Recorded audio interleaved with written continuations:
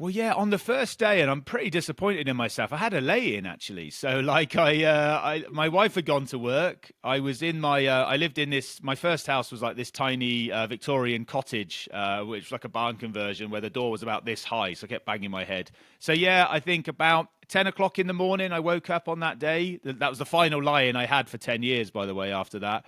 And then I was sat there in my pants, literally. I hadn't even had a shower with the laptop there going, crikey, what am I actually going to do now? Now, look, the reason that I was able to grow a business so quickly, and again, this is good advice, for the previous 6 years, I've been networking my ass off, right? On someone else's money and someone else's time. I've been going to every event I could. I've been writing articles in the press. I'd been going for awards, which I'd won a couple at that stage. I'd been basically just networking. Anywhere that there was a workspace services networking event, I was there. So people knew who I was. And this was like early personal brand stuff.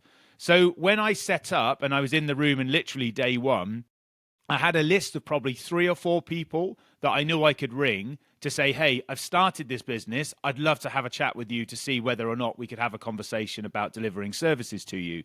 Now, there was no guarantee at that stage that anyone was going to say yes, but that was the risk that I took.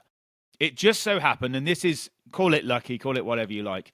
On that very afternoon that I started, I'd worked with a guy called Mark in a previous business. He was the director of property at that business. He'd just left that organization that I'd worked with him at before. He went to the CFO of that organization and said, look, you need some help because I'm leaving immediately.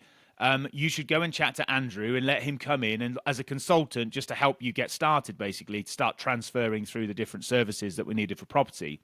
So that very afternoon, I did finally have a shower and I went into London and I went and met Dominique, who was the CFO there. And I discussed what I was doing and how I could help them. And I sold her consultancy services that afternoon. So what that meant was 5 half days a week, I was in an office in London, in Waterloo, delivering these consultancy services. So they were paying for my travel and they were paying for my time. So that was a great start.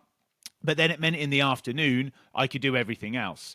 So basically then I almost on an immediate basis, I had an office to work from. I had an address I could meet people at in London, in Waterloo, which was great. And I had the afternoons free and someone else had paid for me to be in London that day. And then I could go and do my sales meetings and do more networking stuff and then start meeting people. The very first call I made was to a guy called Jeff at Bulgari Hotel, which I've spoken about online a little bit as well. And the famous story with Jeff was I called him on day one. He was my banker. And I thought, yeah, he's definitely going to say yes. And I called him and he said, sorry, I've just taken 4 weeks off to do my kitchen. You'll have to call me back in a month's time. And your heart drops a little bit because you're like, oh, was this all a big mistake? How am I going to pay my mortgage this month? My wife is really concerned about the finances, as she was right to be at that stage.